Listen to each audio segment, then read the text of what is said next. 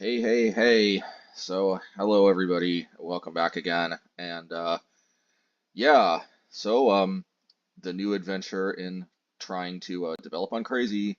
So, yeah, that's gonna be, I guess, my motto is we're doing all the crazy so that maybe I do the crazy so you all don't have to basically. But yeah, if you guys could hit the like button, I really appreciate that. I'm going to mention that from now on in my videos. I think my videos have been getting a lot more likes, and it's because you guys are smashing the like button. And the channel's growing actually, man. It really is. I'm very I'm very thankful to you all. Yeah, for now, yeah, and subscribe too, if you can. It's just a little bit, and look, you know, here's what I recommend. I recommend if you guys can hit the like button and subscribe, and then if you don't like what you see later on, you guys can always unlike or unsubscribe. It's so simple. You just click the same button you used in the first place, and don't forget to hit the bell notification because I noticed that a lot of my subscribers don't seem to necessarily watch the video at least immediately, which is fine. I guess they save it to watch later maybe. But in any case, I'm just concerned that they're not always getting the notifications. In any case, let's get to the game. So yeah, as the title suggests, uh, we did get a 5-0 with this one, and we're going to be taking this through the league where I walk you through the games. So yeah, so like, what is the theory here? Well, okay, we're continuing to explore the theory of. Oh, I don't know why the sounds are on. Give me 1 second. It's a simple enough fix. Just mute. There we go. That should fix that problem. Yeah, so the theory here is that we're continuing to explore the eight field approach. In fact, I've been so impressed with eight field. As you can see, I have um, I have applied it to literally every single color, including maybe I'll get to this sometime. Yes, I okay, we're gonna avert our eyes from this monstrosity for a second. I actually built a freaking mono green mid-range deck. Um, anyway, whatever. In any case, yeah, don't try that at home, folks. But in any case, basically we're trying the why did it mute here? Um, let me see here. Uh, okay, folks, I'm sorry. You might have to bear with the sound. It's just not turning off for some reason, or maybe I have to slide the volume down all the way to the lowest too, in addition to putting mute. Nope, that didn't work. Yep, I literally have no idea, but the volume mixer refuses to respect me trying to turn off the noises, so sorry about that. In any case, um, yeah, hopefully we'll figure that out before I start recording the matches, but if not, my apologies in advance. I don't know. I don't know why it's doing that. In any case, yeah, basically, okay, we have officially entered the one ring meta, is basically the situation that we find ourselves in. Yeah, we basically have entered the one ring meta. Yeah, sorry, I just had to think for 1 second and make sure that this was the one ring meta, but of course it is because we're playing I mean, to be fair, actually, this card maybe was an underexplored, very good option for the Urza Saga list that I hadn't really forced myself to consider, modifying the deck strongly enough to really fully accommodate before the One Ring. Even if the One Ring gets banned, which for better or for worse, I don't think is going to happen for a while. Not even saying it should be banned, but I'm just saying if it is too powerful, I don't even expect it to get banned for a bit at least. So we're going to be stuck living in the ring meta for a while and possibly for the indefinite future, depending on how it goes. Um, but even if the One Ring were to hypothetically get banned in the future, it is possible that maybe it forced us to consider Haywire Mite in a way that we wouldn't have otherwise. Which means that we're going to do something that you guys haven't seen a lot of. I think I do have a handful of videos where I explore this, but we're doing the unthinkable for MHayashi. I'm not sure which is unthinkable, which is more unthinkable, splashing another color or not doing 4-ofs. It's probably doing not all 4-ofs because I don't even know if I have a single video here where I play a list that doesn't have all 4-ofs, unless it's like a legendary land like Shinka or something, because even I have my limits, and when it comes to legendary lands, that's where I kind of draw the line. Like even MHayashi, oh yeah, and tutor targets, of course, like the Stone Blade package or the Saga package, of course, that we're looking at right here. But yeah, even I have my limits, and obviously tutor targets and legendary lands always will be an exception to my usual 4-of rule. Um, but believe it or not, I do from time to time play like 2-ofs. I almost think I never play 3-ofs in the main. I don't know if it's like a minor OCD thing or something, but like somehow these uneven numbers in the main deck, unless they're like tutor targets or legendary lands, for some reason I just don't like it. Um, but I have played two ofs in the past. It's very possible you'll see me play two ofs in the future. Um, yeah, but I don't know if I have a single video up there on it. But we're going to be breaking the at least the monocolor MHayashi rule that I typically have by playing Copperline Gorge in the main deck and by playing Haywire Mite and a basic force in the sideboard, so we can accommodate Haywire Mite's exile ability. And of course, like I already alluded to, the main reason for this is the main reason that we're forced to accommodate this is that we have the One Ring in the meta, and that forces us into the situation where, like honestly, the One Ring is a big problem for this deck in particular because we don't really win by turn 4 like some of the faster decks, which is one way you can deal with the ring. And the fact of the matter is the ring will kind of just bury us in card advantage from their side. There's really no traditional ways for mono red to deal with it. Although yes, I know cast into fire is an option. I did I did see this from Doomwake's set review for Lord of the Rings. Shout out to that very high quality video. Was it Doomwake or was it Aspiring Spike? It was Aspiring Spike. My bad. Doomwake may have a video as well, but it was Aspiring Spike, I believe. Well, in any case, it was a great video regardless. But yeah, the reason why we're playing Haywire Mite though instead of Cast into Fire is that this can get searched off of Urza Saga, and that's a big deal in my humble opinion. Cast into Fire would probably be better in a non-Urza Saga version, but the fact that we can get Haywire Mite off of Urza Saga is very huge, and it can hit enchantments too. Now, notably, it can't hit creature enchantments, so it can't hit Dryad of the Elysian Grove, for example, and it can't hit artifact creatures, so it can't hit like Plantum Empyrean or something. Although the reality is, for like really big artifacts or enchantments, we have Brittle Effigy anyway, and for most smaller ones, our burn spells can deal with that anyway. So not super worried about the fact that it can't hit creature artifacts or creature enchantments, but it is something worth noting. But yeah, basically, it's almost like we have 8 copies of this. So I'm not too particular worried about the ring, as long as we're packing 4 Haywire Mites in the sideboard, because again, it's practically like having 8 copies because the Urza Sagas go fetch them too. And I do find that when we're gunning for a particular card, that makes life miserable for us. I'm not saying it's a requirement, but I kind of like, if I can, accommodating like over 4 answers, like 8 for example, but just more than 4 answers into the 75, because the reason is that we want to ideally be able to draw our hate cards more consistently than they draw the card itself, because if they draw the card and we don't have our hate, then we're out of luck, right? But yeah, in theory, if we play greater numbers, we have greater odds of drawing our hate than they do of drawing the card. And sure, there will be some games where we draw the hate and they don't draw the card, but especially if it's a card like the One Ring, which causes a lot of problems for us, it's a price worth willing to pay. And the cool thing about Haywire Mite is that it's a creature, so worst case scenario, it still can ding in for 1. And by the way, juice the Urza Saga tokens. Another advantage over Cast into Fire is that when we don't have a valid target, it still juices the Urza Saga tokens as well as just attacking for 1. But also it can hit other artifacts and enchantments too, which is certainly not to be underestimated. Yeah. I also feel like an Urza Saga build is the perfect kind of build where we can accommodate, some multicolor lands for a change. Because the reality is Urza Saga does just so much heavy lifting as far as being able to, flop creatures out on the battlefield. One of the issues that I have with a mono red, I shouldn't say mono red, but one issue you can have with building a mid-range deck like this is we only really have like 2 creatures in the main deck, Fury and Seasoned Pyromancer. And to be fair, Fury takes care of a lot of our creature needs because it spits so many bodies onto the table. Two of them are, well, 4 of them if you count the flashback, are tokens. 1 of them is a body, so the opponent can't just easily answer them with one type of hate for one particular type of card. The fact that it can spit the tokens out at a later time by flashing back from the graveyard is also a super big plus. So like, the reality is, I've actually thought about this. Like, it is possible to build like a mono red deck where like basically the only win con is Seasoned Pyromancer, because very few cards are able to just like because the biggest issue with playing like light threats is if your opponent deals with all of them.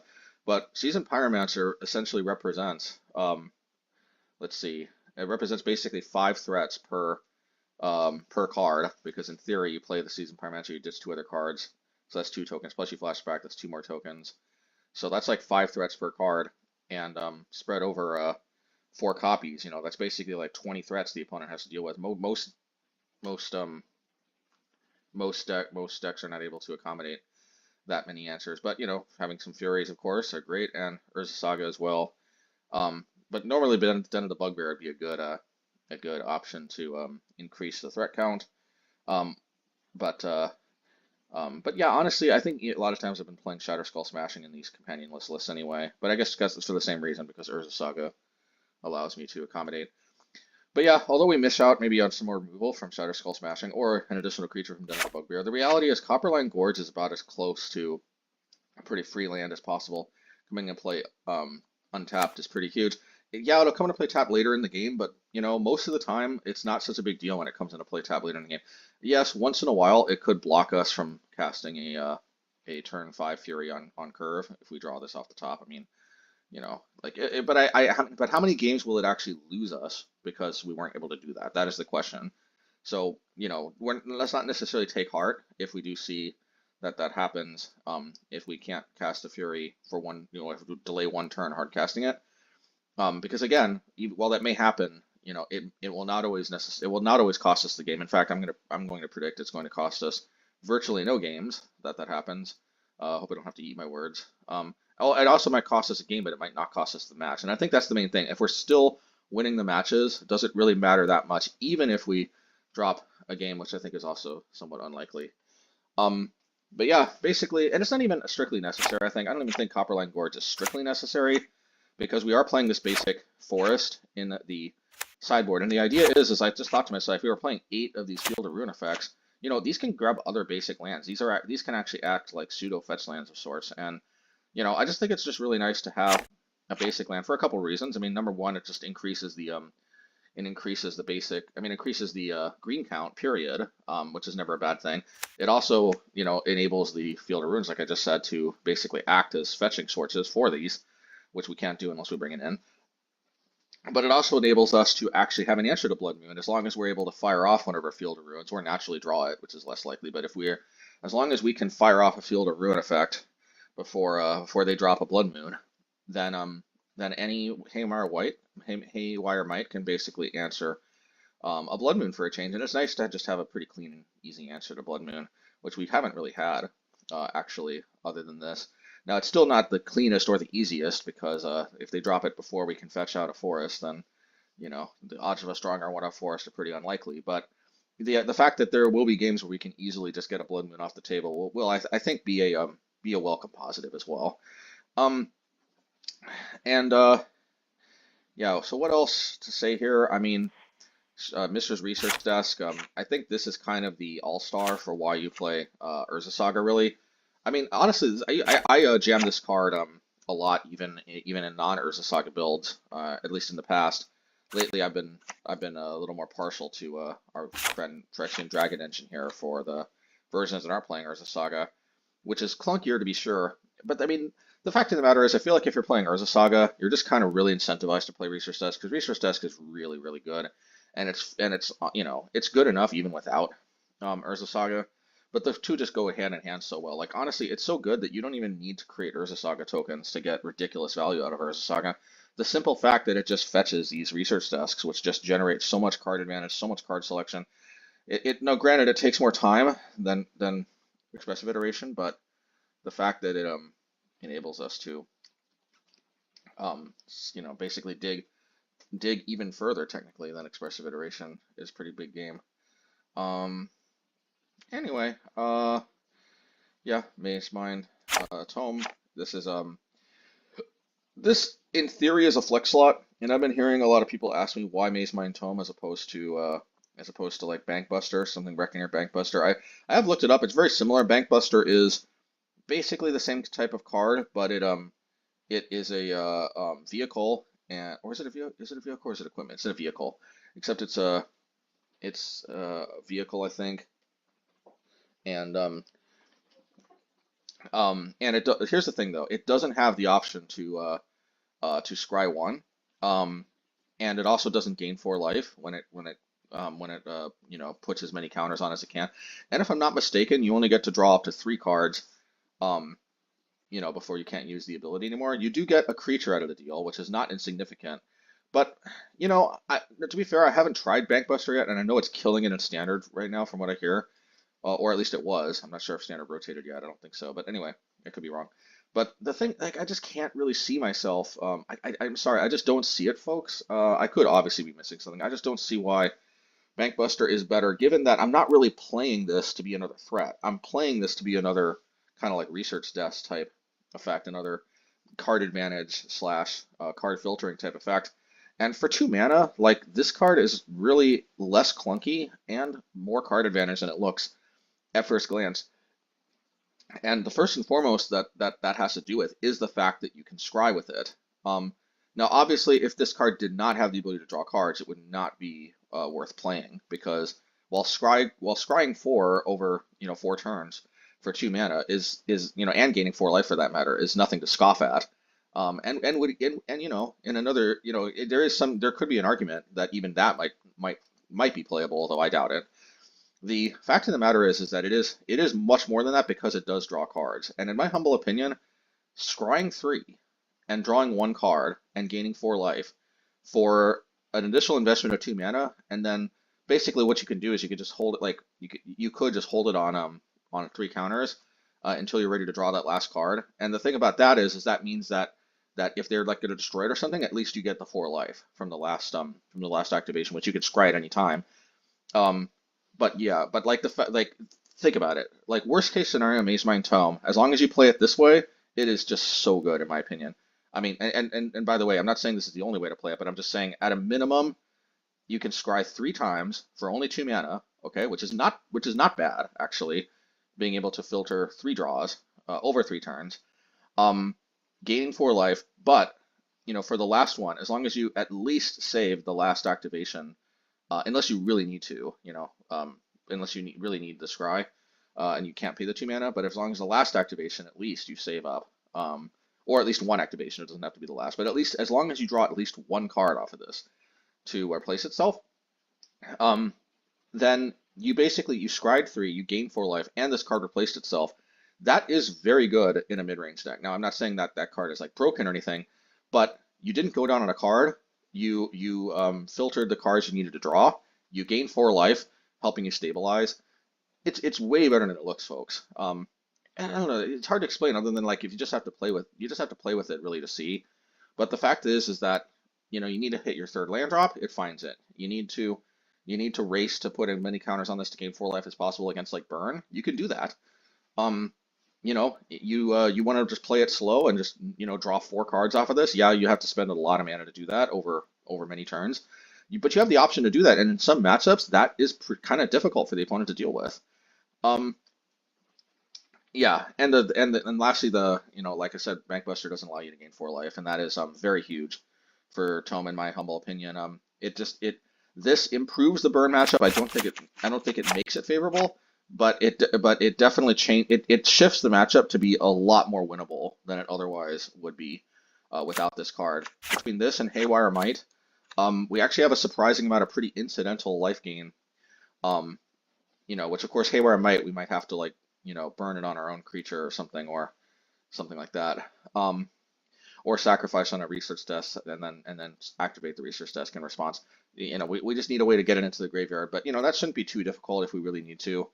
But the fact of the matter is we have incidental life gain against burn, and it's just that's just something Bankbuster just doesn't provide. But the number one reason is definitely the scry, especially when we're playing 12 brown lands in the main deck. There's going to be hands where, especially if we have a Fury in them, we can legitimately keep you know, with no red sources, especially, you know, because Fury gives us the ability to interact in the early turns even with no red mana, which, you know, honestly, to some extent, Fury might really help enable, you know, the 8 field plus Urza Saga mana base to some extent. But yeah, when you have those hands where you have no red sources in the first 2 turns, and you're hoping to cash in one of your fields for a red source by turn 3, like, just having something you can do on turn 2 is pretty big. I know Bankbuster can too, but like, At least as far as like having an effect like this. That's bigger game than you might think. That's the thinking at least. Now, in other versions, I've played Geomancer's Gambit, which is basically a 3 mana Cleansing Wildfire, except the land comes into play untapped on their side. So it's obviously worse for multiple reasons. But I used to like be more all in on the land destruction aspect. I could still see myself going that direction, and the reality is if there's more like creativity or other decks that are particularly susceptible to this, though that obviously is stronger. But it's like decks like Prowess or other decks like that where it's just like that's just not. See, here's the thing. I'm a little bit concerned about going a little too all in on the strip mine type ordeal for the first game. I could see myself playing Geomancer in the sideboard, but in this sideboard, I don't see how I can squeeze it in. I don't think it's strictly necessary anyway. But probably it's more of a sideboard card because, like again, like I said, matchups like Prowess or you know Burn or I guess in Burn, no, and Burn may definitely Mazemind Tome is better because of the 4 life. But there's other matchups. Probably not thinking of all of them. Elves, if anybody still plays it. Merfolk, which by the way, Merfolk can get you. Obviously, I think we're pretty heavily favored, but Merfolk can get you, especially if you're too clunky with cards like Geomancer's Gambit that don't really do much against them. So yeah, that's just something, even though we have the ability to destroy a lot of their lands, and Cleansing Wildfire just costing 2 mana is and drawing a card, I feel like this is acceptable for us to play in the main deck. It's not as clunky as Geomancer's Gambit. Just being 1 mana less is so huge. The fact that it makes the land come into play tap too means the opponent can't. You're never gonna be helping your opponent like you might with Geomancer. So anyway, but yeah, that's basically the idea here, and yeah, Flame Blitz. I mean, if you think about it, when you're playing 8 fields, Ren and 6 becomes one of your worst enemies. So Flame Blitz, being able to clean shot a Ren and 6 becomes extremely appealing, and I have really liked having access to that because I would say of the fair decks, consistently one of the only fair decks that we have. I don't want to say we have a bad matchup against because our matchup has seemingly been improving, especially with the 8 fields against decks like Omnath and whatnot. But I will say that when we lose to a fair deck, I've been finding that the most consistent reason is it's an early Ren and 6 that we weren't able to deal with and gets out of control, and they're able to defend, and eventually it ultimates, and eventually we lose. Now I have won through a Ren ultimate in the past, but the fact of the matter is an out of control Ren is a big problem that we do have to respect, and respect it I will. And Flame Blitz is that respect basically.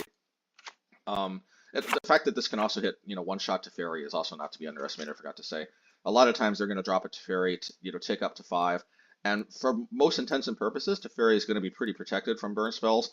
They never expect the Flame Blitz though, and then Flame Blitz is card advantage because it just it 2-for-1 the Teferi because it one shots the Teferi and it leaves this behind, which they'll have to deal with, unless they just want to let a future Teferis just get hit by that or other planeswalkers. So. Yeah, and there's other planeswalkers obviously too, but like I would say being able to one shot a Teferi and a Ren and 6 is pretty big game.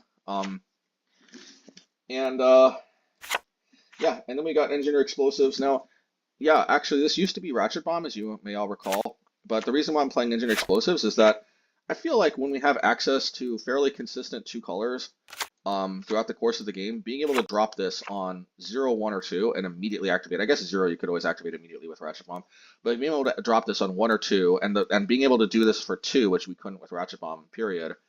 Or at least, being able to do this on 2, which we couldn't without the green source, period. It's just very big game. Just the fact that we don't have to wait around 1 turn, 2 turns or something to take down 1 or 2 drops. An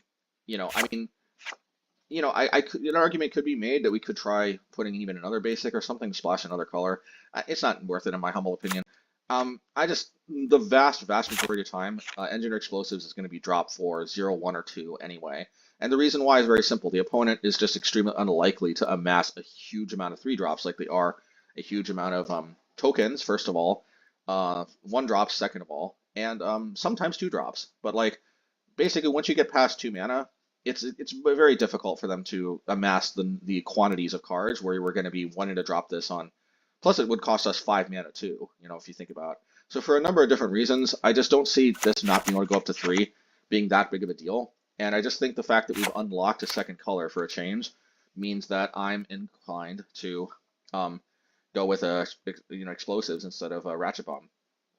And it should also be worth noting that while there are a handful of 3-drop and more pro-red creatures, they are typically significantly worse than the usual suspects like Core Firewalker, Sanctifier and Vec, Brent and Forge Tender, et cetera, et cetera.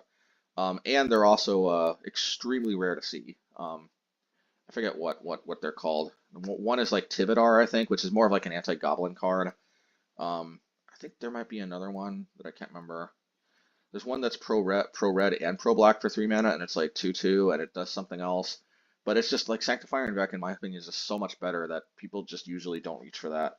And there's probably other cards too, obviously, but let's just say the vast, vast, vast majority of pro-red creatures you're going to be facing are going to cost 1 or 2 mana. They're going to be essentially these 3 cards: Berent and Forge Tender, Sanctifier and Vec, and Core Firewalker. Those are going to essentially be, for the most part, the only pro-red creatures that we see. And Engineered Explosives cleanly deals with all of them. For that reason, I also don't feel like we need to reach for Pirate Spellbomb as much as I used to. True, Pirate Spellbomb could be fetched off of Urza Saga, but I feel like we're still probably okay, especially with Expressive Iteration being able to come down and immediately deal with those. We are also playing Brittle Effigy, which, as I've explained in the past, it's just pretty good in a format that has a lot of creatures that can't get one-shotted, sometimes even by Unholy Heat. Well, I mean, technically, Primeval Titan can get hit by Unholy Heat, but, being able to have more one-shot answers is never a bad thing. Archon of Cruelty, again, once, Unholy Heat can't hit, but Brittle is a welcome addition. And of course, one of the biggest reasons I like this, 2 big reasons actually, are Murktide Regent number 1, which oftentimes will come down with 7 or more toughness, which even Unholy Heat doesn't one-shot. And Elish Norn, Mother Machines, because that card is almost game over if they get to untap. And being able to fetch up a Brittle Effigy with Urza Saga, or just have it in play, can go a long way to helping deal with that. Sometimes we can survive at least 1 turn, but Elish Norn absolutely has to be dealt with relatively quickly, and Brittle Effigy allows us to do that, which is definitely good. Lastly, we have Kozilek, Butcher of Truth. This is our anti-Mill-Tech. Mill, it would otherwise be a pretty bad matchup. Kozilek is pretty much the best, in my opinion, anti-Mill-Tech. And the reason why is, we could play Emrakul, but Kozilek is the cheapest Eldrazi that has this effect that you shuffle your grave energy or library. And it's also has a very relevant ability. Drawing 4 cards will never be bad, even if they Solitude this, or heaven forbid Path to Exile it or something once it comes down. And there are and getting to 10 mana is not inconceivable in red mid range. We're not Burn. There will be many games where we actually will have 10 mana, and there will be matchups like possibly Omnath, but I'm not sure that we necessarily need to reach for this anymore. But there will be certain. You got to be on the lookout. There will be certain matchups here and there where we're actually having access to Kozilek, as sort of a late game trump card is something worth considering. Emrakul, as far as I'm concerned, is completely uncastable. Kozilek is not. So yeah, that is why Kozilek is in here. And with that, let's get to the games. If you actually went through this entire deck tech, then I know you must like the video. So again, if you could hit that like button, and I know you must like my content. I don't see how you could power through about 30 minutes of this without liking the craziness I'm up to. So please subscribe and hit the bell notification icon as well. And we will get to the matches. All right, match 1, game 1. And I do think I fixed the issue with the sounds, thank goodness. All right, and this is definitely a keepable hand. Having this red source in the early turns when we have so many brown sources, is definitely a plus. Plus we have removal, plus we have 2 cards that can help us dig through the rest of our deck, card advantage and all of that jazz. Okay, so it looks like it's a Rakdos Scam, which is good for us because, I love Rakdos Scam. I think it's almost a kind of a sister deck of ours, but it is also one of our best matchups. And to needless to say, we did get pretty darn lucky there to just rip a lightning bolt off the top. But like the reality is, we had 2 more chances by cracking a Mishra's Research Desk, which we didn't do because we kind of want to get that out of our hand if they discard again, if you know what I mean.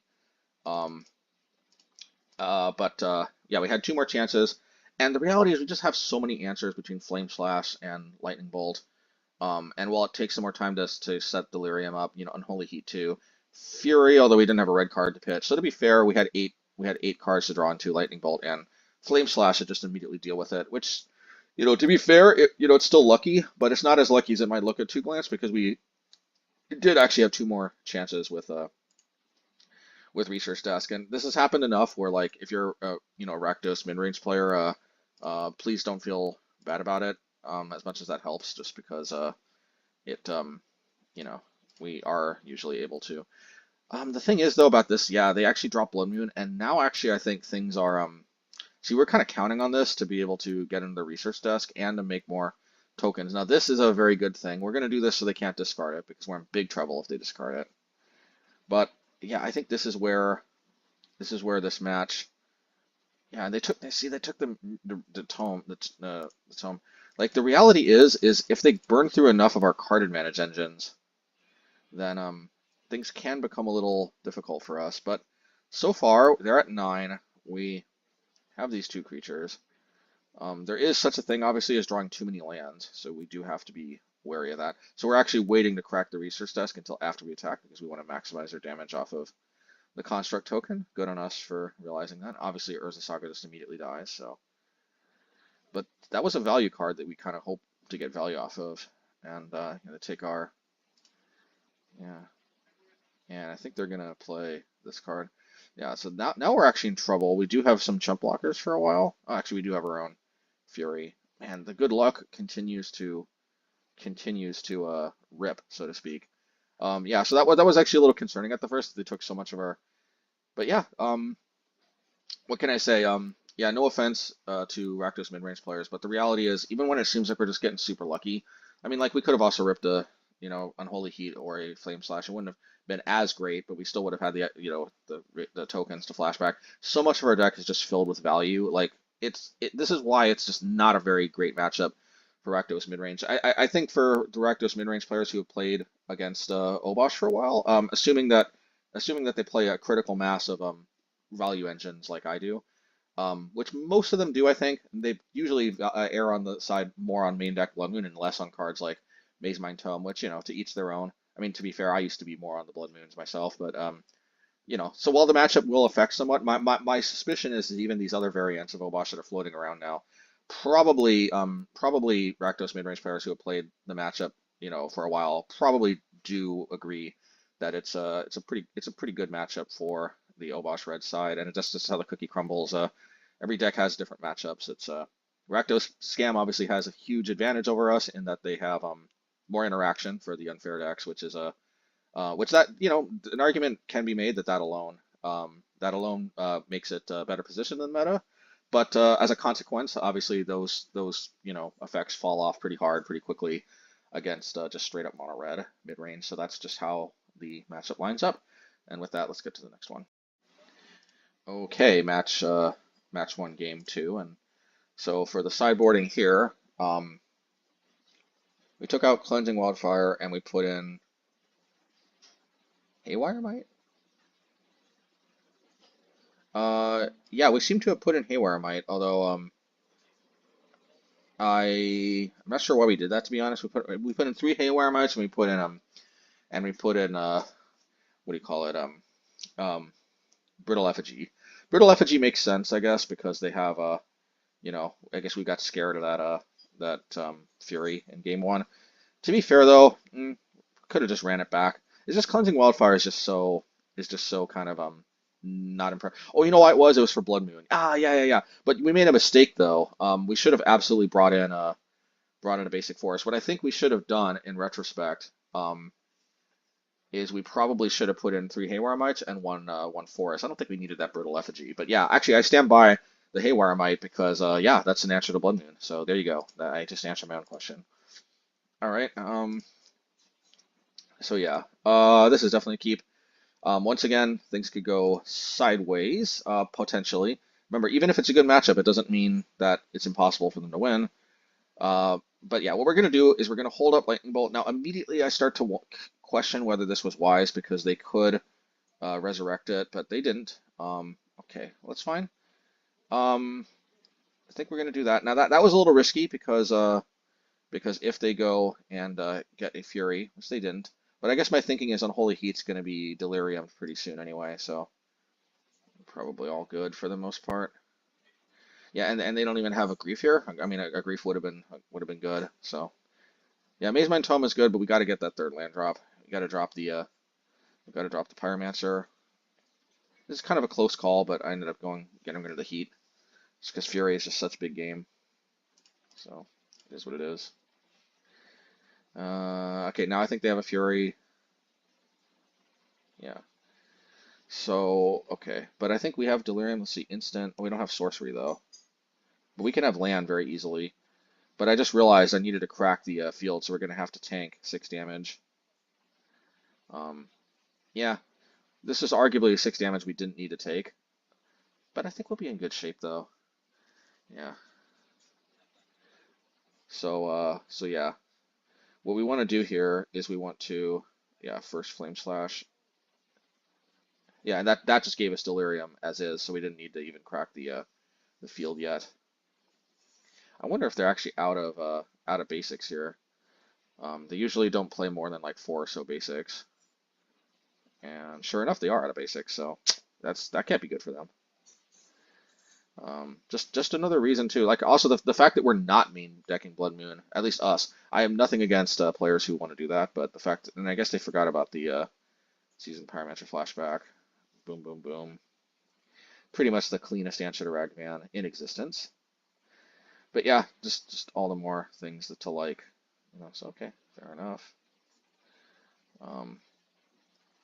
Guess we're gonna get rid of that while we can. Yeah, it's just so brutal that one of our lands can pretty much just kind of like, you know, can just basically be a pure a Stone Rain type effect that even nets us an extra mana. Yeah, we normally don't do this, but you know, we got another Fury in our hand. I mean, so we just decided, hey, let's just end the game a little faster. I guess why not? We technically are lethal if we connect, finish off with Lightning Bolt. Okay, fair enough. Yeah, that's why we're not usually a big fan of doing that, but we're going to do it again. And the reason why is we got Seasoned Pyromancer, so just trying to present the victory for next turn. I feel like having so much card advantage enables us to also be a little more aggressive with our creatures sometimes because we know we can make the value up elsewhere. And if we connect, we don't even have to fire off the Lightning Bolt. That will be just GG. And it looks like it is. All right. Take care. Next one. All right, match 2, game 1. Let's see what the old hand gets us. This is probably a mulligan. Yeah, because just no lands. And that other one had no lands either. I know it flashed kind of quick, but see, the problem is, yeah, anyway. Yeah, I can usually catch the first one, but whatever. So this looks like Prowess. This could be dicey for us. I am going to hold this up. Sometimes they play Ragavan. Just there are some downsides, but not a lot. I do want to try to maximize my life total if I can, which is good. Okay, well I'm going to play into Spell Pierce because they usually don't play it main deck, or at least not in as many quantities as like Murktide or whatever. And B, yeah, just keeping their graveyard managed is a pretty big game when they play Underworld Breach. Okay, and also we can yeah, sacrifice it. So this is a little risky, but I think I need to get some value out of my lands here since I am flooding on them. I'm going to take a risk and go after the blue because the reality is the white mostly is just useful for Teferi and for Prismatic Ending. Oh, we know the Prismatic Ending is useless to them without something in play from us, and yeah, so okay. I'm going to do this as well. And against all odds, it looks like they're one of the few Prowess decks that actually plays very few basics. Now, I know I said in the deck tech that Prowess is one of the reasons we don't want to be all in on the strip mine effects, but in my experience, usually the Prowess decks play a very healthy amount of basics. This seems to be an outlier. Yeah, if I remember correctly, I think they fire off another lava dart, and they yeah, and then they sacrifice it. Well, yeah, save it together with another card. So, you know, but at the end of the day, though, they're pretty much they got to win here with the Swiss Spear pretty much. If we draw another removal spell, so we got to tank another hit. But considering that they're out of basics, they're down to 1 land. We have another Field of Ruin ready for the next non-basic they play. To be fair, that was probably the right move from them, but it's not like we're in that bad of a position. Oh, now we're not gonna lie, no, we're kind of sweating it. Okay, so let's deal with this while we can. We're definitely sweating it. This is where Mazemind Tome is definitely nice, just being able to potentially, yeah, let's just get maximum damage. Let's draw a card. Yeah, let's do that. Yeah, you know what? Let's actually not crack because let's try to get maximum damage. Heck, if we draw another artifact, we didn't, but we did do this. Actually, in retrospect, I probably should have fired off the Cleansing Wildfire because if we drew another artifact, that would have been GG. But this shuts off the and we drew a lightning bolt anyway. Alrighty, next one.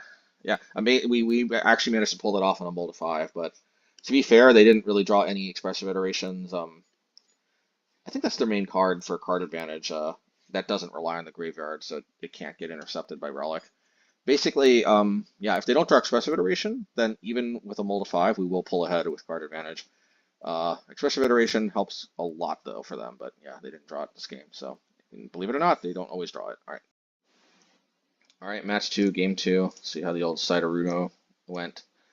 I don't even know if we sideboarded at all. Yeah, we definitely sideboarded out. Oh yeah, obviously we sided in what's that card called? Engineered explosives. Now, an argument could be made. Maybe we should have brought in the forest because having access to green could be important. But for the most part, the only 2-drops they play are sometimes third whatever iconoclast. That card is usually not that big of a deal. For the most part, we can just burn it, and it's actually the tokens that it can spit out before it dies that can be a bigger headache. In which case, we don't even need to juice it up, and we can just play explosives on 0 to deal with that. And the bigger concern could be Sprite Dragon. One of the ways they juke us sometimes is by dropping a Sprite Dragon and pumping it up outside of our burn reach early, and then it runs away with the game because it gets out of burn spells even further from there on out. That being said, though, I think I stand by this decision because we do actually still have green sources in the main because of Copperline Gorge, and the fact that Copperline also taps for red means that sometimes we won't see it, and that is what it is. But if we do see it, at least we won't get color screwed from our red because it taps for red as well. So this is one of the advantages of playing Copperline Gorge in the main deck is precisely that, which is yeah, that we can gain the benefit for our explosive entered explosives even without having to bring in the basic force. So there you go. So let's see what the first Handaruni is. Yeah, this is definitely a keep. I mean, while it, I don't know what to say. This is the only thing that makes it not perfect is we don't have a 3rd land yet, but we have Tome, which can easily get us to a 3rd land. Other than that, this is about as close to a perfect hand against Prowess as we could ask for. We're not going to be greedy and pretend like, oh, our hand isn't good. So you know what we're going to do? Actually, we are going to wait to Fury because a clean 2 for 2 for 0 mana is something that, should ideally not be trifled. Yeah, and we will do this. And the reason why is that gaining 4 life can be life or death in this matchup. So we definitely want to do that. So I'm not sure why it's paused here. So please tell me they don't have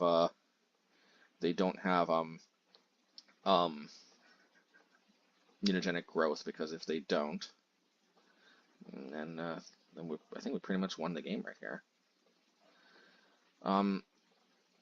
That could be a mistake, but somehow I just really felt like they didn't have it. That would have been a big mistake, though, if they had mutagenic growth. Yeah, to be fair, in retrospect, I probably should have done 3-1. But it would have saved both of them all the same, though, wouldn't it? So I guess that's the thinking. Yeah, we're kind of just going nuts with the card draw, and this is where gaining 4 life is just so sweet, so sweet. Oof. Yeah, just so sweet. Yeah, let's Lightning Bolt Urza. We're saving the Unholy Heat for Gigantha. Maybe it's unnecessary, but yep, there it is. It's gonna be a ways away because I didn't play the next land anyway. An argument could have been made. We should have got the Demolition Field because actually we could have because they almost kind of forgot that they don't have too many. Oh yeah, that's why. I guess we kind of we kind of remembered and then kind of forgot, I guess, but it's okay. The upshot is they also don't get their next land anyway. Oh, now we can cut them off of colored sources, period. Yeah, they just had enough. I don't blame them. All right. And that's that. Yeah, this actually matchup is a little more susceptible to getting juked than Rakdos Scam, but I would still put it in the favorable category just with this insane amount of, creature burn we have. It's not, mutagenic growth goes a long way to helping them get around that, but we still just have a lot, so I do think this is a favorable matchup, but it's close. It's favorable, it's close, but it's definitely favorable, in my opinion. Okay, match 3, game 1. Let's see what we got over here. Yeah, this is a keep is an understatement, obviously. Oh, it is Tron. So Tron can actually be, man, the thing about Tron, man, is never underestimate Tron, even though we're in theory playing one of the best possible configurations of any mid-range mage deck, I think. Yeah, and the One Ring, yeah. So we've never been more glad that we're packing the Haywire Mites than right now when we see the ring. But the problem is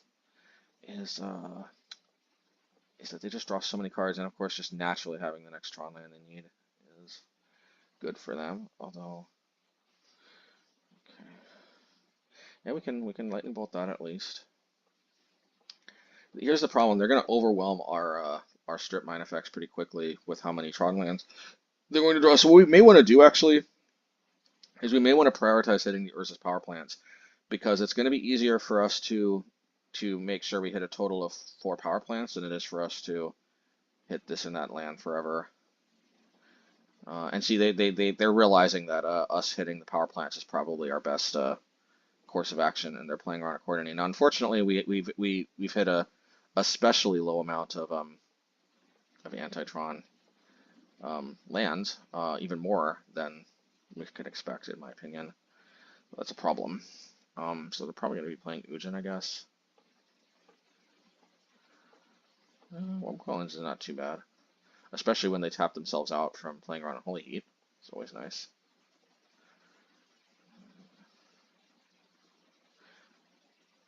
Yeah.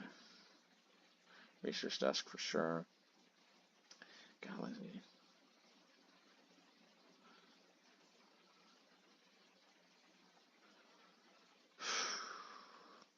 You know what? In retrospect, why did I do it this way? I could have hit both their Whelmcoil engines and crashed in. I guess I was just really, I don't know. I should probably just attack, even though they can only take 2. But yeah, see, taking them down 4 life when they got a ring in play, I definitely fumbled the ball on that one. It's okay though. I mean, I'm pretty sure they win at more than 4 life. But it is worth noting that was 4 life that was ours.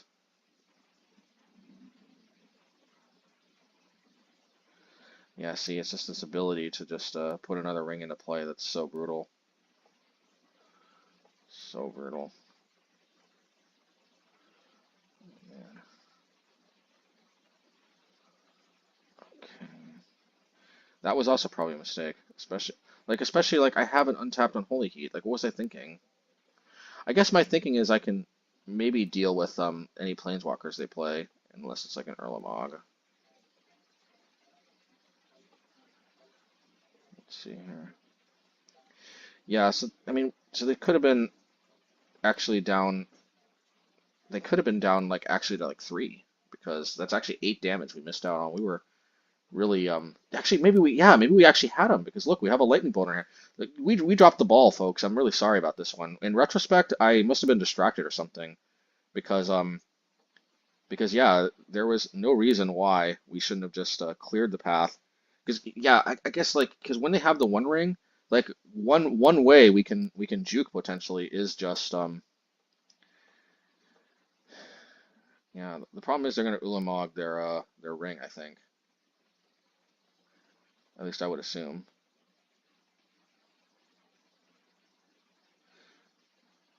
Oh, no, but then just have another one ring anyway. So we have to draw like a bolt right now. We didn't. So well, but actually,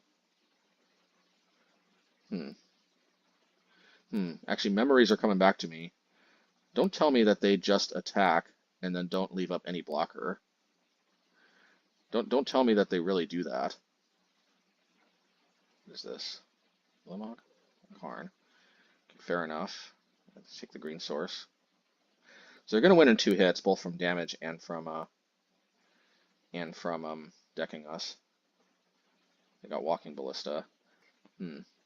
They should not attack here. They should not attack. Guys, I'm kind of memories are coming back.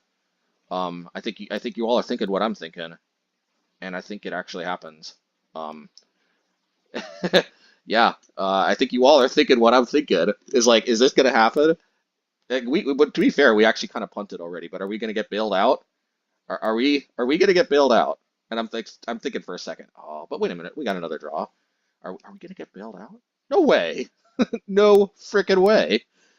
Yeah, needless to say, when you get a trophy, a lot of times some good luck has got to get sprinkled in. And there you go. But to be fair, when looking at that, I missed out on 8 damage, and I had the lightning bolt in hand, and they were at 11 at one point.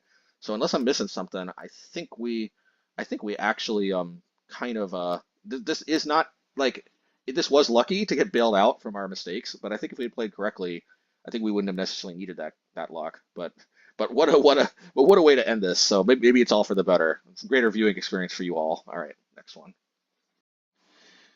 All right, match. Oh wait a minute, I might have said match 2 back to match 3 game 2. Last one was match 3 game 1. All right, let's see what the sideboard is. Now of course we bring in Haywire Mite. This is one of them. This is so far the first ring matchup we bump into. I think for the entire season that we're recording. So yup. Uh, and yeah, so we take out Flame Slash, of course, because very few times where that really is necessary. For 4 Haywire Mites, and then I think we take out 4 Relic of Progenitus for 3 Flame Blitz and the 1 Forest to help further enable the Haywire Mites. And there you go. So I think we're much more covered on the ring. An argument could be made that this was a mistake to keep this hand just because we have so few Demolition Fields, and we also, but at the end of the day, we do have Sagas. I mean, hey, but see, this is one of the problems. If we don't have Cleansing Wildfire, they can get to Tron before we can do anything. This is a problem, actually. Stone Brain, interesting. Hey, we're a fan of Stone Brain, so I'm going to take out Demolition Field.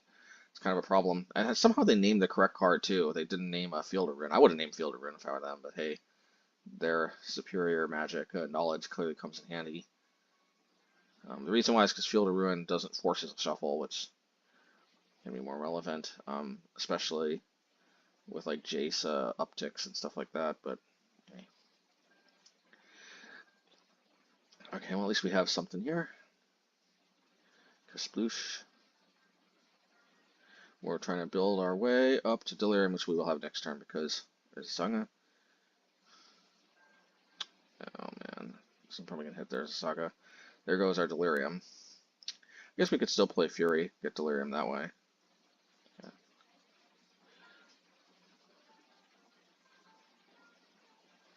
Alrighty. Yeah, I think the play is Fury 2 to this, 2 to the Karn, play Unholy Heat. Unfortunately, they can flash it back, but you know.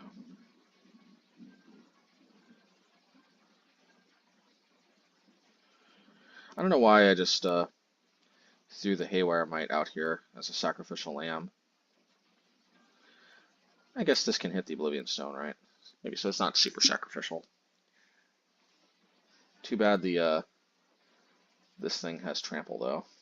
Oh no, that's not what I was thinking.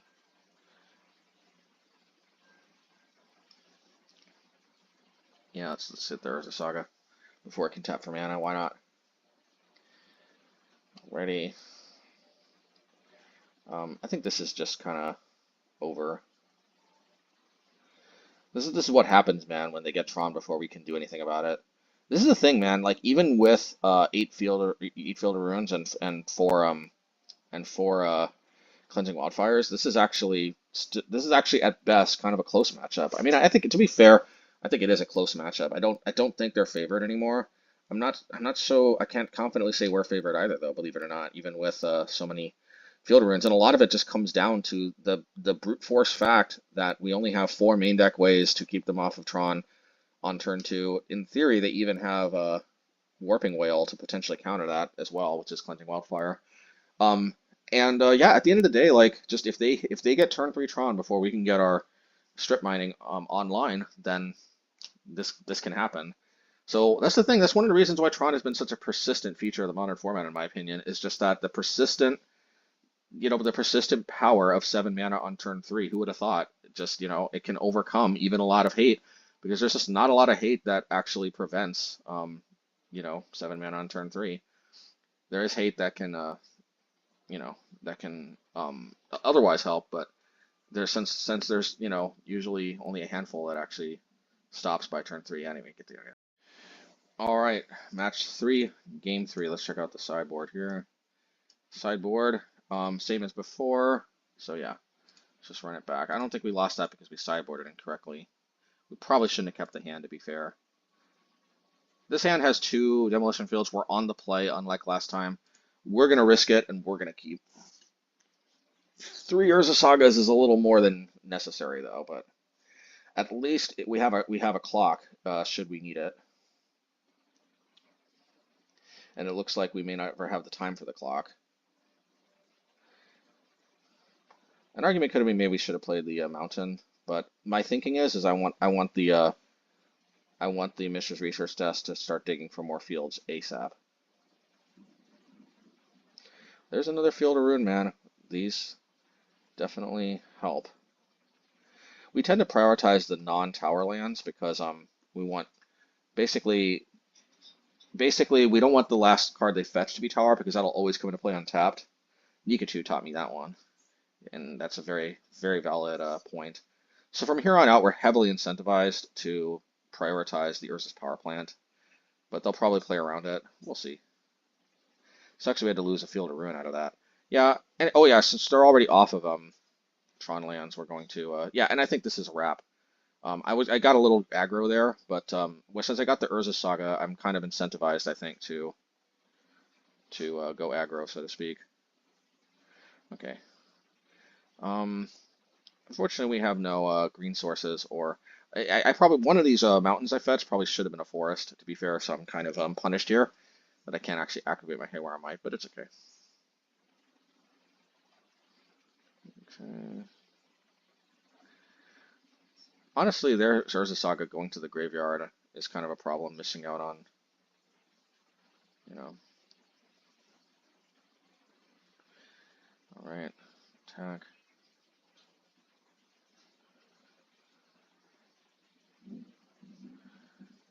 Okay.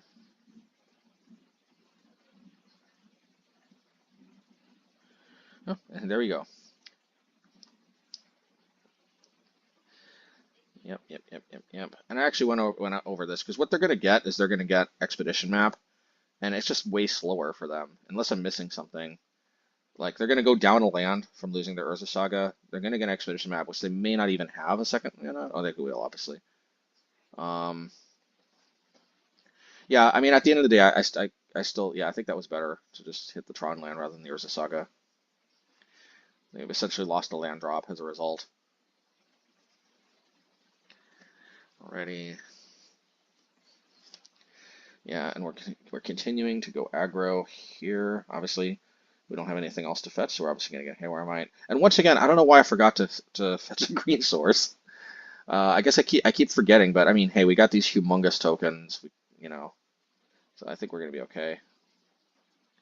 But definitely at least one of those, somewhere along the line, I obviously should have remembered that I've got a forest in my deck, but I guess I just wasn't even looking when I was fetching. But it is what it is. I don't think we're going to get punished. Ooh. Well, they can't hit Tron next turn or drop 2 land drops that I'm aware of. So I think, plus I think we got lethal. I think we got way over lethal. Yeah, we got mega lethal. All right. All right, next one. All right, match 4, game 1. What up? Apparently our opponent's name is What Up. And I don't know. Yeah, that one had only 2 colorless sources. Both of them were Urza Saga, which we were going to lose both. No, that's not a keep. Yeah, What Up? I think our opponent, what's our opponent playing? Probably Murktide. What up? What up indeed? Yeah, I'm guessing Murktide. Yeah, I'm getting strong Murktide vibes.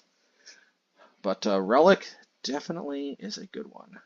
Yeah, so actually I did that on purpose because Mazemind Tome is kind of better overall in this matchup.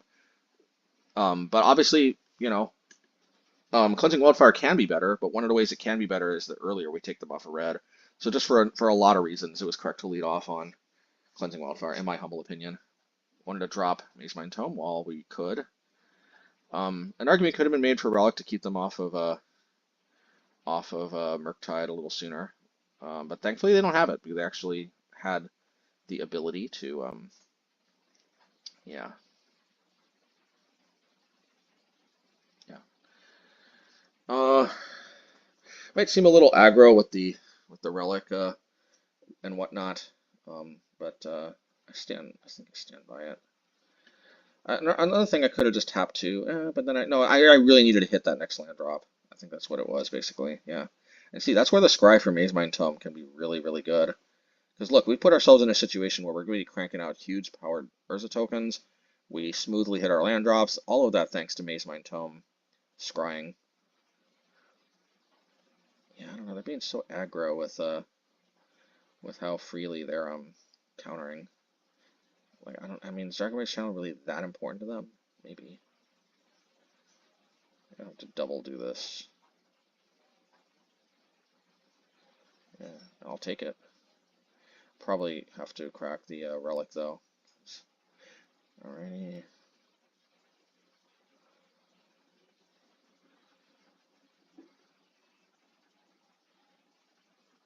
Yeah, and they realize I can just respond by cracking Relic.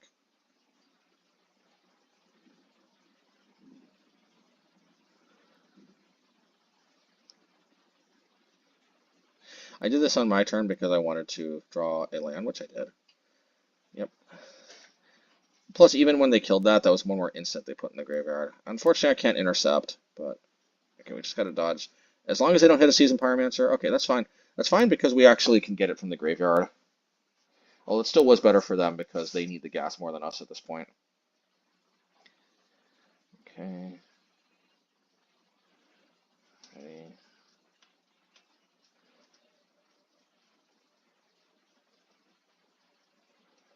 Yep.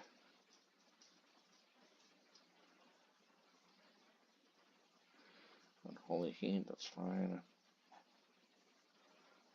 Okay. Oh, we're definitely gonna zap that.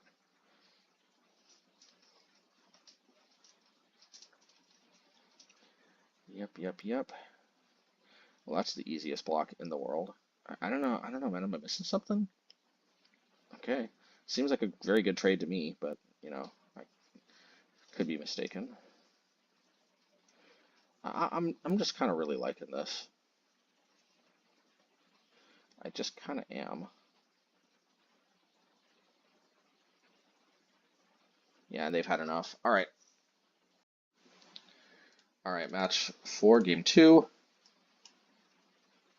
So yeah, believe it or not, Cleansing Wildfire, it's hit or miss. Sometimes we can actually keep them off of red mana, but at the end of the day, I think the bigger game here is Engineer Explosives plus the one what do you call it, Brittle Effigy.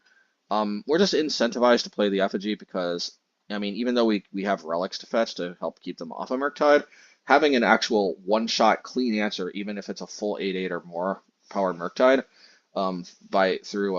through Brittle Effigy. I mean, this is literally one of the main reasons we're playing Brittle Effigy at all. So like, of course I'm going to bring it in. And believe me, it has saved me many times actually. So yeah, Brittle Effigy is a proven all-star in this matchup. Believe it or not, even though the card looks clunky, one-shotting Murktide is kind of big game. So that's an obvious thing. And I just feel like once we're going down any number of Cleansing Wildfires, they're just not as impressive anymore. So we brought in three. Unholy, I'm gonna call it engineered explosives. There was some consideration, maybe I'll bring in one forest, but like I don't want to get mana flooded, and the forest is just like it's practically a colored source for any purpose other than the engineered explosives. Blast Zone is a card we always should consider when bringing in the forest, because in not all matchups is it going to be super relevant. This one it is kind of super relevant. We also want to take out the the field or ruin effects because those are actually kind of color fixtures. Anyway, all right, so that's my reasoning. Let's get in here. Yeah, and this is a clear keep, and we even have a green source for engineer explosives on 2 to deal with Ledger Shredder if we need it. One of the reasons I'm playing Copperline Gorge in the main, not a frivolous reason at all in my humble opinion. Yeah. But I probably would play Ratchet Bomb instead if we were not playing the Haywire Mite. So we're just doing this because they're just really presenting like they're out of red sources. I mean, I could be wrong. Okay, maybe they baited that. But now they should be out of basics, and I'm actually kind of regretting the this not being a Cleansing Wildfire, but this not being a Cleansing Wildfire. But like to be fair, we could still end up color screening them even without having our Cleansing Wildfires. So yeah. Yeah, just yeah, and there we go. So do it here. Oh, okay. That's a new one. No spell appears. Ah, dang it, man. I don't know though. We still might be in good shape. Let's feel to ruin them. Let's ruin them, shall we? I don't mean that in a like cocky way. Just what do you call it when you feel to ruin them and they have no basics defense? I'm gonna call it ruining them. We're gonna ruin them. That's it just kind of fits too well. Ready?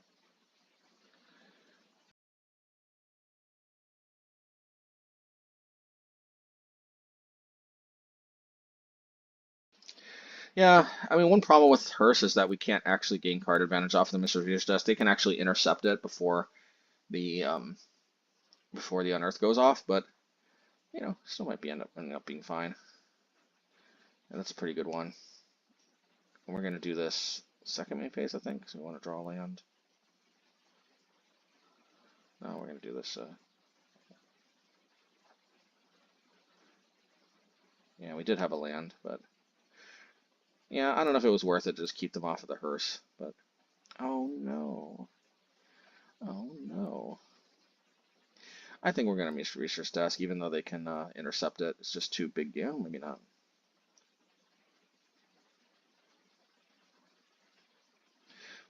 Delaying the Urza Saga. I like it. Gutsy move. I guess because I don't know.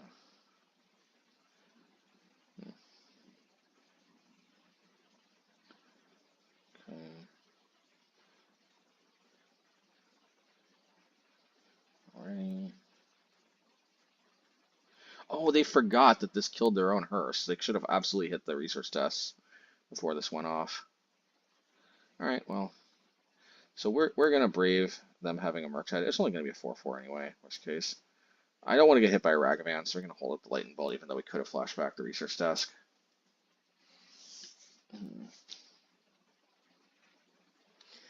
Yeah, and I kind of like where this is going. I kind of do. I'm gonna take them off their last red source. We can pretty easily flash back the research desk, so don't mind if I do. Yeah, just another land's just so irrelevant. And they're also at 11, which is not a trivial life total. So, all right, Lightning Bolt to face it is. Unless they play Solitude, which sometimes they do. Even if they do, I doubt they're going to fire it off. Is that a thing to counter? Okay. Yeah, let's play the Tome. We'll just hopefully bury them in card advantage at this point. Yeah, we're cracking the Relic.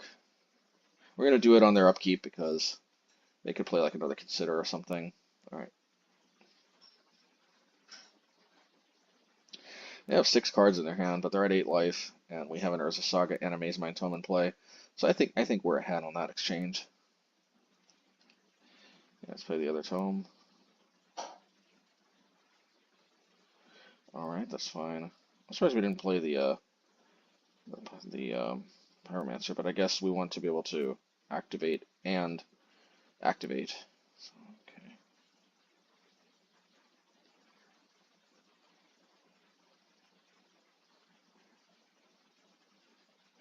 Yeah, we want to use our Flame Slashes while we can. Plus, if we Lightning Bolt, they could respond with anything and get it out of range. Yeah, Relic seems good. Flame Slash. And if I do, attack for 4. Don't mind if I do. Yeah, I mean, as you can see, this Mazemind Tome just kind of buries them card advantage if it sticks. It just, and the 4 life is not trivial either. Like, I like it. I don't know what to say. And this match definitely cements that. It's just another in a very long line of situations I've been very impressed with Tome. There you go. All right, match 5, game 1. Lastly, we come to the end, and this is definitely keepable, of our journey. The last match. Let's go. Thankfully, we have the Lightning Bolt, so I'm probably going to Lightning Bolt. We're going to do this because yeah. Okay. Looks like some kind of food deck. I mean, so Relic could be relevant. Definitely want to Field of Ruin that. The fact that they get an Urza token, though, this could be a problem. Because with the food, sometimes the Urza token can get just truly ridiculously sized. That's what she said. I'm just kidding. Alright, let's go. Alrighty.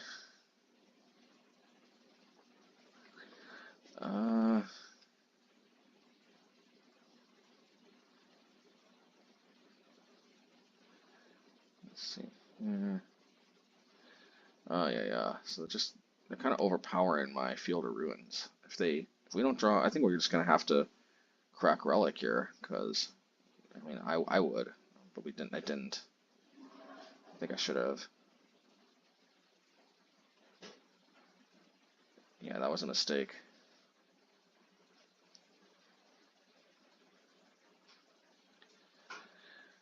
Alright, so they're scrying.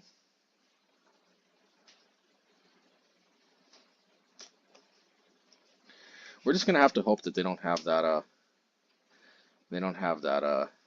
Daredevil. Well, we'll chase Daredevil. Because that's, otherwise the token still might end up being somewhat manageable. Man, we're just not drawing any other Field of Ruins. We got 7 more of them in the deck, but it is what it is. I probably should have just fired off a Tome though. I don't know why I didn't. Who knows, we could have drawn one. Clearly these Urza tokens are more valuable to them than they are to us. Yeah, we're just so screwed. I definitely should have just drawn a card with Tome.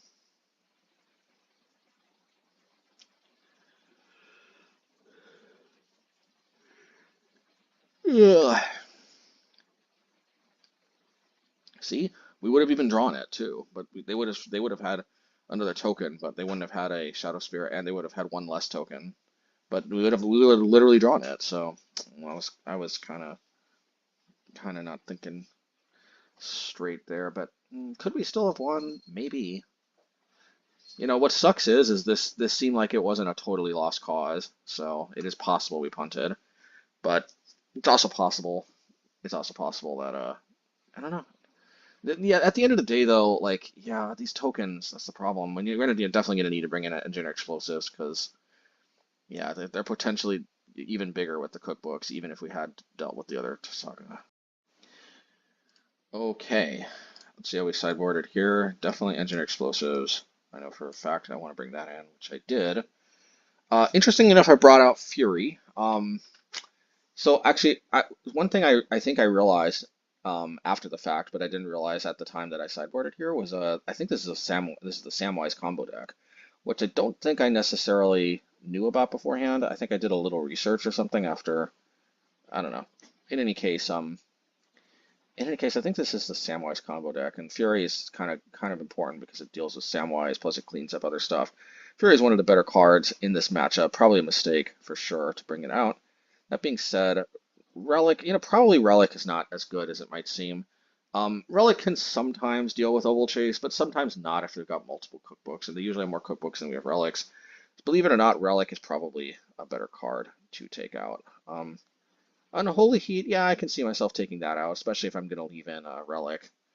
And I brought in Engine Explosives, and I brought in Haywire Mite, and that was pretty much it. I did bring out one Mazemind Tome for the forest, apparently. Yeah, I guess I could even see myself going down an Urza Saga, to be honest. And put for the basic forest. Mazemind Tome is arguably more important than Urza Saga. I don't know. It's kind of, yeah, maybe Mazemind Tome is better. All right, let's go to the games here. Yeah, this is keepable. On the play, we can deal with their Urza Saga before it can even make any tokens, and Mazemind Tome can do Mazemind Tome things. It's always nice.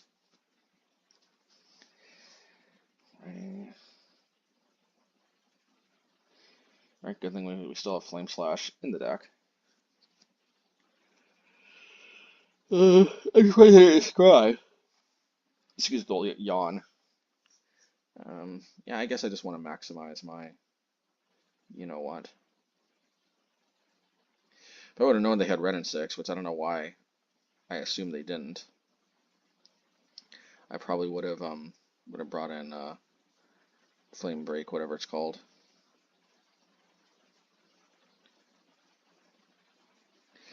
Flame Blitz, that's it. And there's the Oval Chase, which we knew about. No Relics though. Relics actually could be better with Ren. Although probably, oh, Samwise.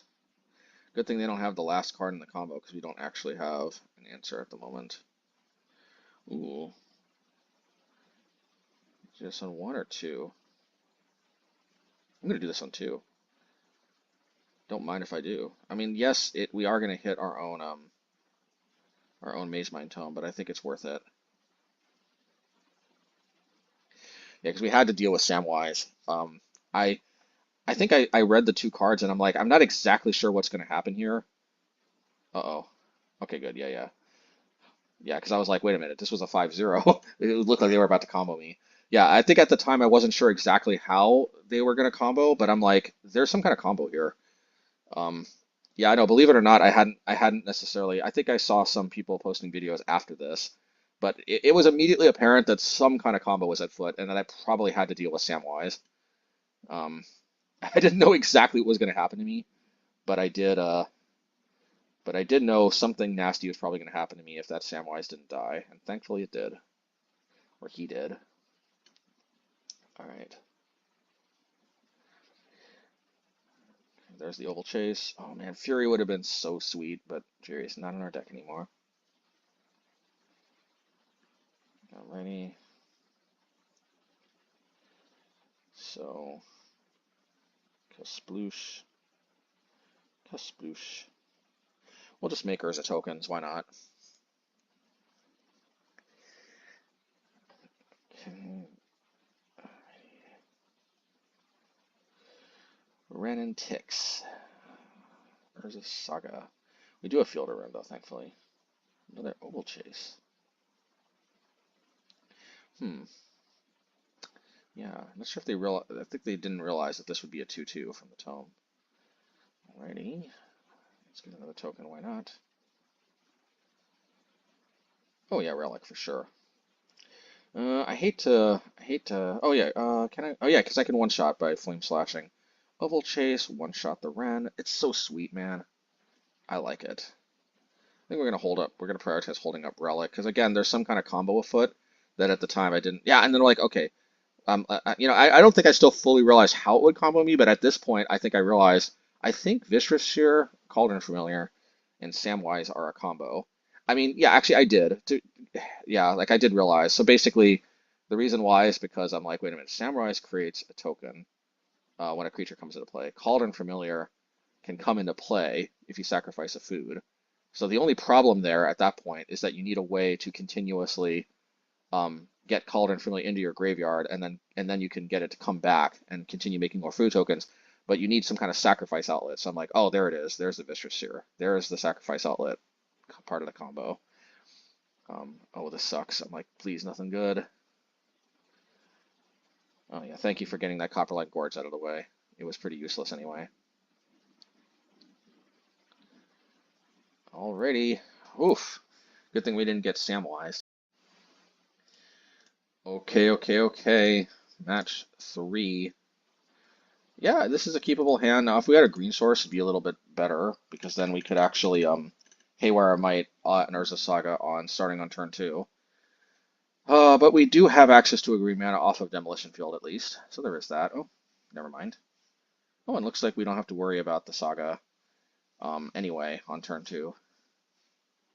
Okay, interesting. They really don't like the Haywire Mites. That's fine. I wasn't gonna just, and oh yeah, I forgot to go over the sideboarding. But as you can see, we definitely brought in the Flame Blitz I was talking about. We did not put Fury back in, which I'm a little surprised by. But I guess when you think about it, though, we need instant speed removal, so I'm a little surprised in Unholy Heat. I probably would have, you know what? In retrospect, Fury probably should have came in over Relic, and the reason why is that Fury is also a one-shot answer to Ren and 6 in the early game. Unholy Heat isn't. We have to wait until we get Delirium.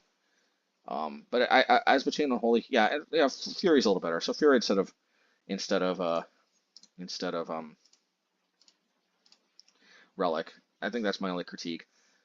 Having Relic as a fetchable off of Urza Saga though is kind of big game. So maybe I still might stand by this decision actually. I probably should have, in retrospect, I probably should have bolted the Samwise in response. I forgot. Even though I knew it was a part of the combo, somehow I forgot that it made the food token. Anyway, it's okay.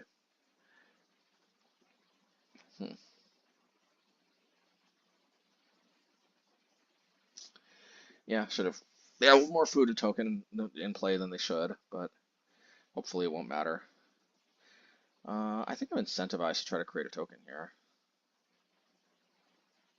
Yeah, okay.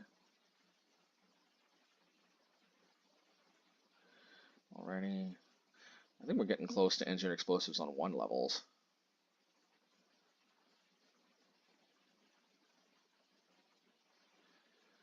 Yeah. See, with a Mazemind Tome in play, I feel like I can also be more gutsy with what I select, and I selected Relic.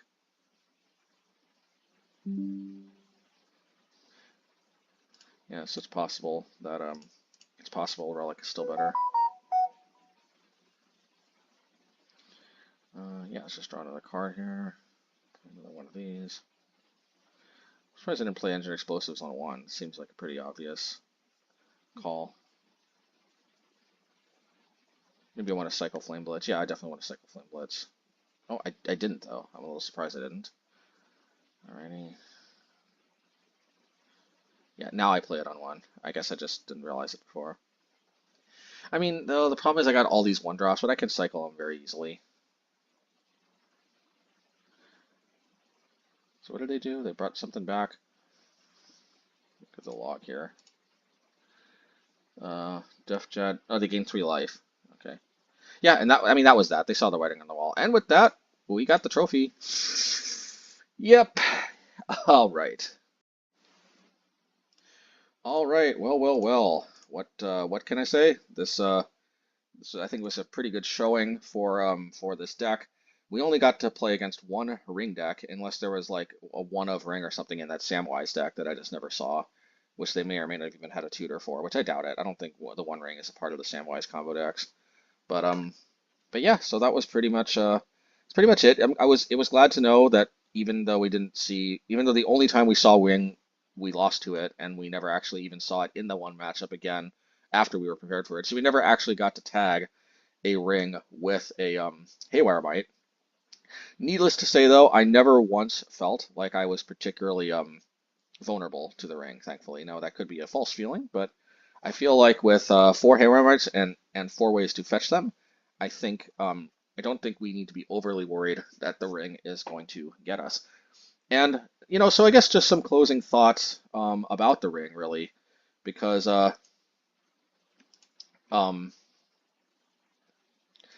because like at the end of the day, I feel like the ring is very, very good. Um, Honestly, I think it was Doomwake, or maybe it was Expiring Spike again. I don't know why again I got them confused, but I think it was Aspiring Spike who compared the ring to Necropotence, and immediately I started to realize, wow, this must be what it must have felt like back in the day to get Necropotence out of the game. An argument could be made that it's even better because Necropotence didn't give you protection from everything for a full turn. Um, and but I guess on the other hand, Necropotence didn't threaten to kill you if you didn't do anything else. But yeah, just the sheer amount of card draw that you get from the ring is pretty absurd. So I think the ring, in my honest opinion, was probably a design mistake, but not all design mistakes are necessarily bannable. Is it bannable? I'm not gonna lie. When I first lost to it, and I didn't, yeah, when I first lost to it, I was actually like, yeah, maybe this should get banned. But then I started to think, yeah, there probably are good exiling answers. Then I saw Aspiring Spike's video where I think he mentioned Castifier as well, so I'm like, oh, that's a, so like now I would probably play this, in like the sideboard, even in Obosh. But see, this actually is one of the things I don't like about the ring is the fact that I think we have to play Cast into Fire instead of like Shattering Spree in the Obosh version sideboard, which I mean this is just so much worse in so many ways than Shattering Spree, but because Shattering Spree doesn't hit the ring, see, in my opinion, that's the main problem with the ring. The ring shouldn't have been indestructible. I mean, like there are answers to it, but if the ring ends up getting banned, I think it's going to end up getting banned because of that stupid one-line of text that they added, indestructible. I get why they added indestructible. Flavor-wise, it's a total win because from what I understand, I don't. I think the ring is supposed to be indestructible unless it's thrown into Mordor or whatever. I believe it or not, I started reading Lord of the Rings a long time ago. I never finished. So I'm sorry. I apologize. I know heresy. I mean, I'm playing a game that, for all intents and purposes, is part of the big metaverse of IPs that, in one way or another, were obviously inspired by Lord of the Rings, and yet I never finished it. Maybe this will finally be the encouragement that I need to try to do it, although I doubt it's going to happen anytime soon, at least not when I've got as much in my personal life going on as I do. But anyway, I did see the movies.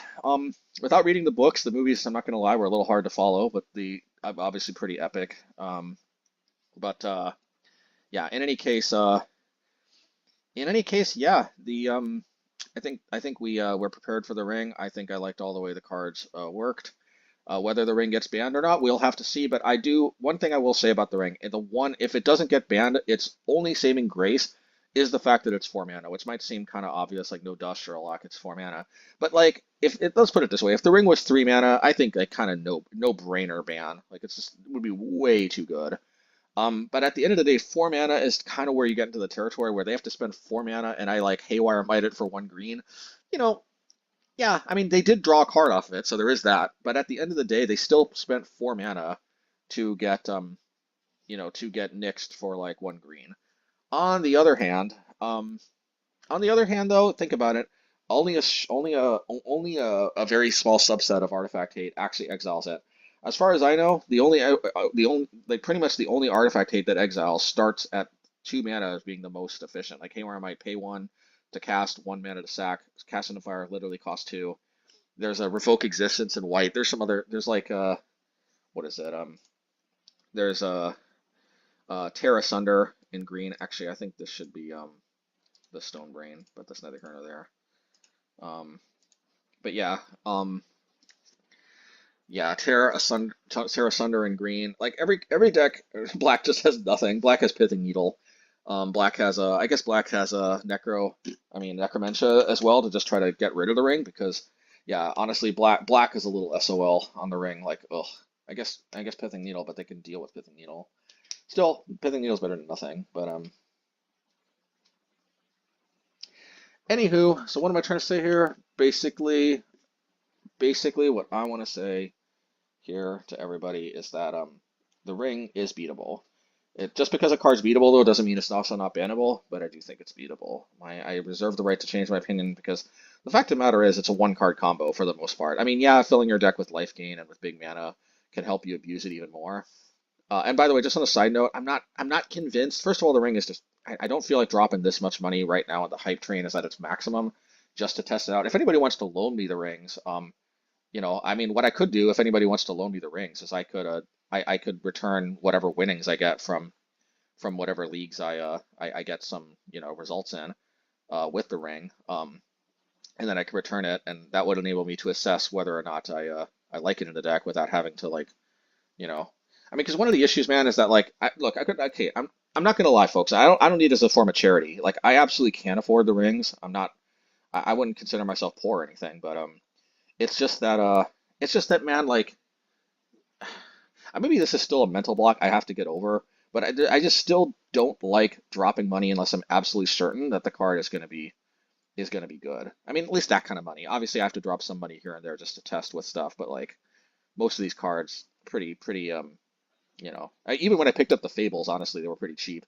I don't know if I would have been as convinced about Fable if I hadn't been able to play test it when it was still. I don't know how it went for so long without people realizing how stupidly powerful it was, but that's neither here nor there. Anyway, um, yeah, unless somebody wants to message me about the possibility of loaning me the rings with some kind of arrangement or another, I don't think I'm going to test it anytime soon. I just can't bring myself to it. I'm sorry if that's disappointing any of y'all because it could be good in these mono red decks, but here's my thoughts. Okay, I'm not if I felt strongly enough that I knew it would be I was pretty sure it would be good. I'd probably just buy it, but I'm not convinced though that it is.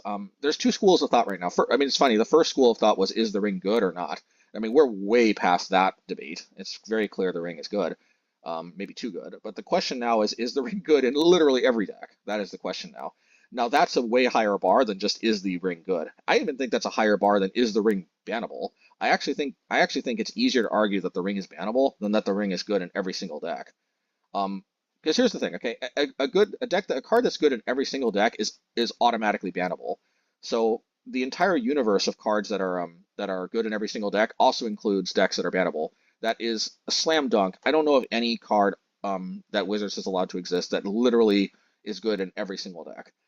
Um, I could be mistaken, but like you can make the argument Brainstorm and Legacy, but even then, it's only good in blue decks. And yes, you can flash blue pretty easily, but at the end of the day, even Brainstorm is not actually good in every single deck. It's also not good in stacks, for example, or Mud or the Chalice decks. But that's neither here nor there. Based for the most part, every single card that is good in every single deck is automatically bannable, but not every bannable card is good in every single deck. Like Oko is obviously an example of a card that's good in every single deck, and that's one of the reasons it got banned. It was banned for other reasons as well. But I mean, there's plenty of cards that aren't good in every single deck. I mean, Hogak. Hogak's a poster child, I think, for a card that is obviously not good in every single deck, but obviously bannable. Obviously a mistake. Instantly you realize. So yeah, basically that's my thought. Is I don't think it's good in every single deck, and oh again, and some reasoning as to why. I don't think it's good as good in these decks because I really do think that for the ring to be good, you need one of three conditions, and there could be another that I'm missing here. But three. So here's the thing, okay? Basically, if we just jam the ring into this deck, we're gonna draw a bunch of cards. We're gonna stabilize the turn 4.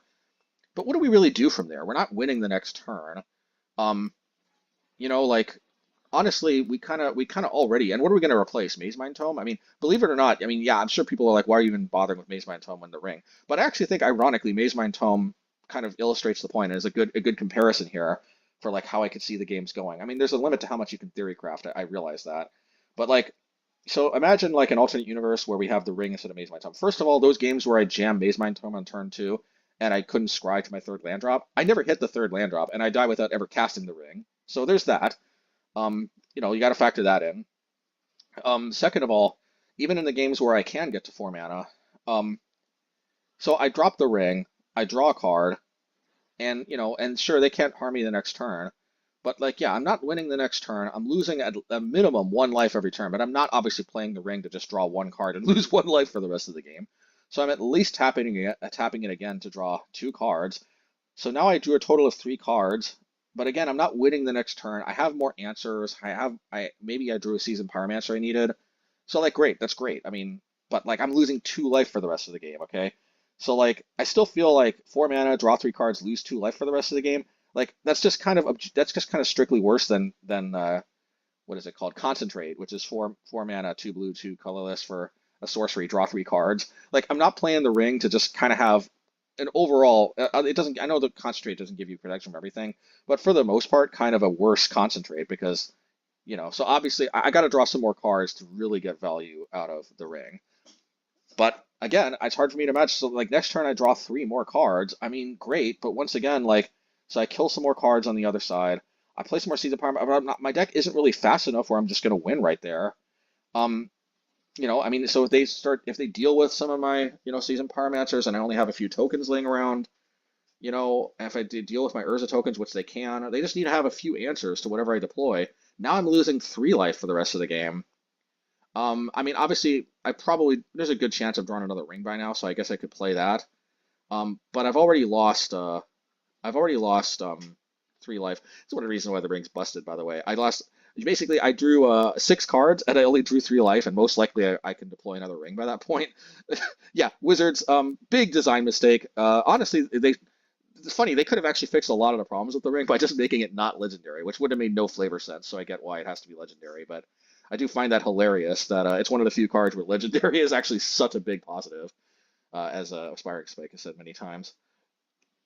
But yeah, but I mean, so fine, maybe I play another ring, but I mean, like, then what? I play the other ring. I don't know. What do I do at that point? I mean, I guess I could just let it let it sit there. I lost 3 life. I drew 6 cards. I have another ring that's just sitting there. You know what? The funny thing is, I've just convinced myself that it's funny. My little theory crafting is actually demonstrating to me that the ring might actually still be good in this deck to a greater extent than I had initially considered. Because then at that point that I'm theory crafting, I have more options available to me. I could continue going further. I could just leave it at 0. Um, yeah. But here's the thing though. But while the ring might be good, I mean, drawing 6 cards for 4 mana, losing 3 life is pretty bonkers. I mean, really, I'm kind of drawing To be fair, I'm actually drawing 5 cards because if another card is the ring and I'm only using that to just not lose life for the rest of the game, then I've really paid 4 to draw 5 cards. I mean, that's good, but is that busted good? Like, I don't know. And that's really what it comes down to. The funny thing is the ring still might be good. And of course you still have more options from there. It's not like you have to just not lose life for the rest of the game. But at the end of the day, like the ring, you know what? My theory of crafting has convinced me that the ring probably would actually be not bad in the deck. It could even be good. Would it be broken though? I don't think so. Not even with all this theory crafting, like it's not broken. It didn't win me the game. And the losing the life is a big deal. It could even deck me. I don't know. It's beyond actually the funny thing is yeah, I don't know.